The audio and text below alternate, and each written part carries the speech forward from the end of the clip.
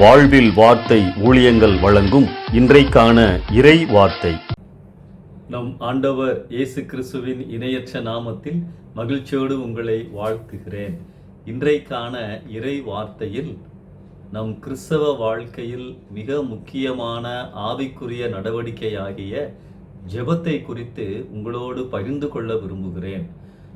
ஒவ்வொரு நாள் காலையிலும் ஜெபத்திலே ஆரம்பித்து ஜெபத்திலே அந்த நாளை நாம் முடிக்கிறோம். எந்த ஒரு கிறிஸ்தவ நிகழ்ச்சி என்றாலும் ஜெபத்தில்தான் ஆரம்பிக்கின்றோம், ஜெபத்தில்தான் முடிக்கின்றோம். நம்முடைய விசுவாச வாழ்க்கையிலே ஜெபம் மிகவும் அவசியமானது, முக்கியமானது என்பதை நாம் அறிந்திருக்கின்றோம். ஆண்டவரோடு நேரம் செலவழிப்பதுதான் ஜெபம். ஜெபத்தின் மூலமாக பலனையும் பாதுகாப்பையும் ஆண்டவருடைய வழி நடத்துதலையும் மட்டுமல்ல, ஜெபிப்பதின் மூலமாக ஆண்டவரால் பயன்படுத்துகின்ற பாக்கியத்தையும் பெற்றுக்கொள்கின்றோம். இவைகள்தான் குறிப்பாக ஜெபத்தின் மூலமாய் நமக்கு கிடைக்கின்ற நன்மைகள். நோவா உதாரணமாய் நான் காண்பிக்க விரும்புகிறேன். ஆண்டவரால் பயன்படுத்தப்பட்ட அற்புதமான ஒரு மனிதர். நோவாவின் காலத்திலே உலகம் சீர்கெட்டதாய் இருந்தது, பாவங்கள் நிறைந்திருந்தது.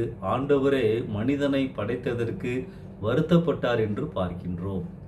ஆனால் நோவா நமக்கு சொல்லுகின்ற செய்தி என்ன தெரியுமா?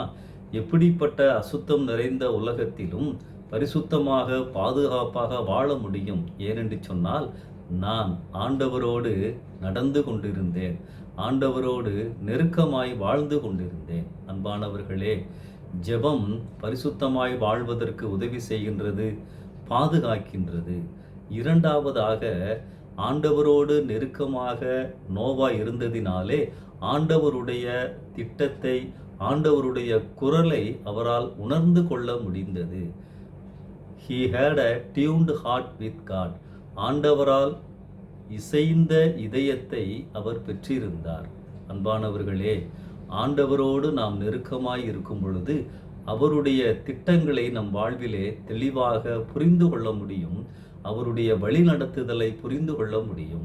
மூன்றாவதாக, யாரெல்லாம் ஆண்டவரோடு நெருக்கமாய் இருக்கிறார்களோ அவர்களைத்தான் ஆண்டவர் பயன்படுத்துகிறார். நோவாவை தன்னுடைய உன்னதமான திட்டத்திற்கு தேவன் பயன்படுத்தினார். ஆம், ஜெபத்தின் வழியாக 3 ஆசீர்வாதங்களை நாம் பெற்றுக்கொள்கிறோம்.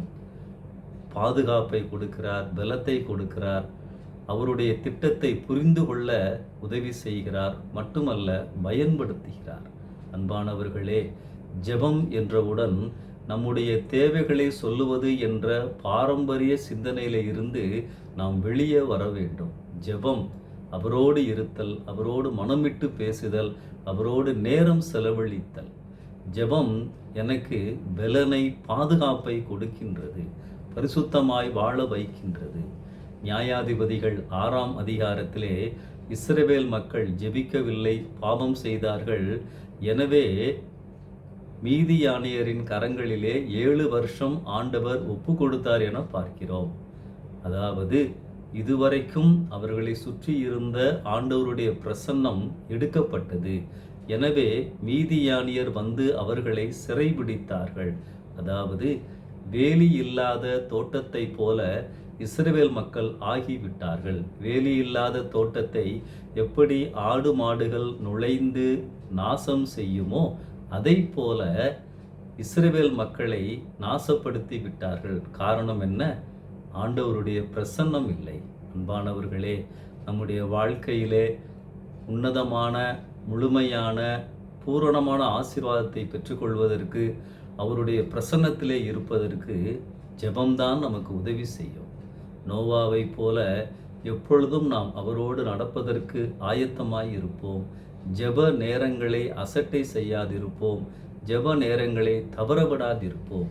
ஒரு நாளில் எவ்வளவுக்கு எவ்வளவு நான் அவரோடு தனியாக நேரம் செலவழிக்கிறேனோ அந்த அளவிற்கு பாதுகாப்பாய், பரிசுத்தமாய் அவருடைய சித்தத்தின் மையத்திற்குள் வாழ முடியும்.